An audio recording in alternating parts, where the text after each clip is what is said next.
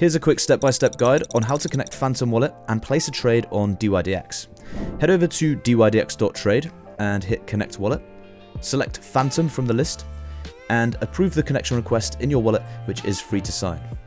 The next step is to fund the account, so click on Deposit here, and in this pop-up window, enter the deposit amount and hit the Deposit button. Once the transaction is signed, the account will be funded in just a few minutes. Once the funds arrive, the account is ready to place a trade, so choose one of the 200 plus markets available on dYdX and head over to the order panel here.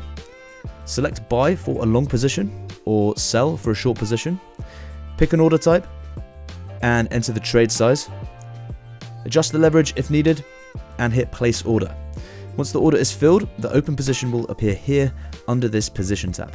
For a deeper dive into the dYdX platform, including explainers on different order types and walkthroughs of advanced features, check out the dYdX YouTube channel, which has a ton of content covering everything the platform has to offer.